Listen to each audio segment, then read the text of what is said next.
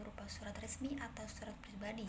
Tergantung pada tujuan dan konteks penggunaannya, surat resmi biasanya digunakan untuk keperluan bisnis, instansi pemerintah, atau lembaga lainnya.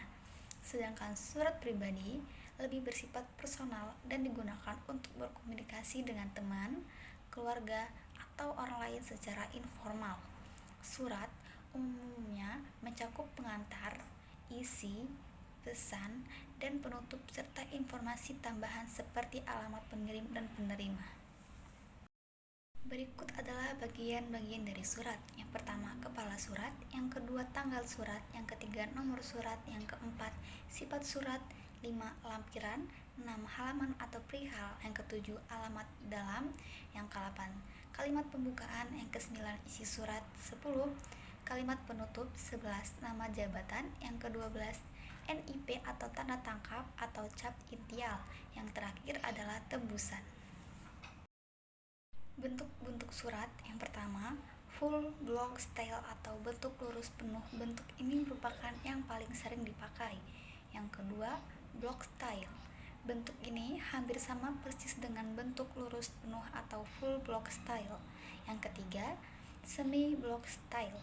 Bentuk surat ini sangat persis dengan surat bentuk lurus atau block style, namun badannya terletak pada posisi isi surat, di mana surat isi, surat memasuki paragraf, baru maka kalimat awal akan ada indentasi atau ponjorokan ke dalam atau suatu tab ke kanan.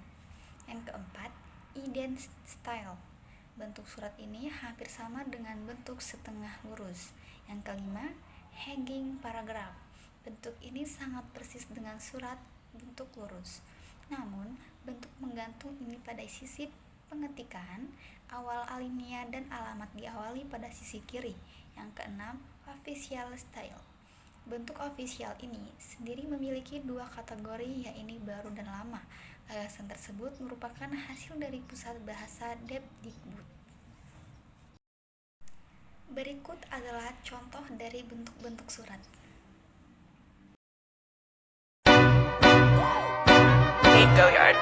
I got so much motherfucking design on right now.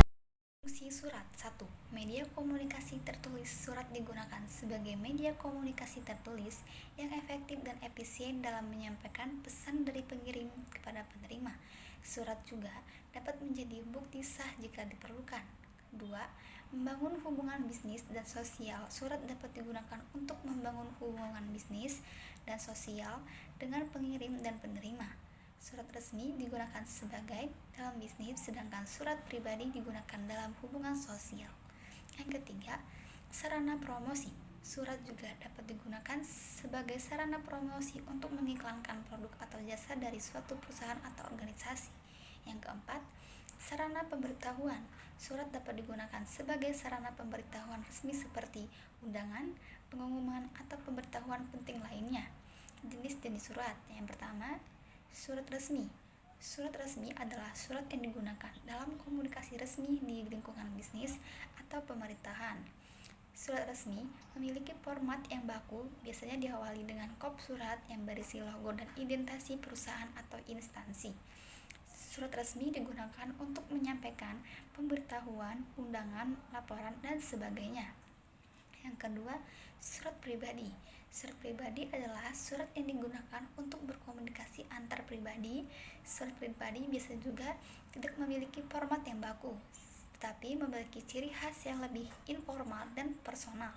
Surat pribadi digunakan untuk menyampaikan salam, kabar, atau pesan lainnya kepada keluarga, teman, atau kenalan.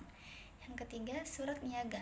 Surat niaga adalah surat yang digunakan dalam bisnis dan perdagangan. Surat niaga dapat digunakan untuk mengajukan permintaan, memberikan penawaran harga, atau mengonfirmasikan pesanan.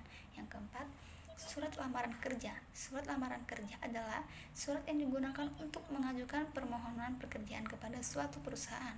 Surat lamaran kerja biasanya diikuti dengan curriculum fit atau CV atau daftar riwayat hidup. Yang kelima, Surat izin. Surat izin adalah surat yang digunakan untuk meminta izin atau persetujuan dari suatu pihak. Surat izin biasanya digunakan dalam situasi yang memerlukan izin seperti cuti, sakit, atau keperluan lainnya. Yang keenam, surat pengunduran diri. Surat pengunduran diri adalah surat yang digunakan untuk mengajukan pengunduran diri dari suatu pekerjaan atau organisasi. Surat pengunduran diri biasanya diikuti dengan alasan pengunduran diri dan ucapan terima kasih.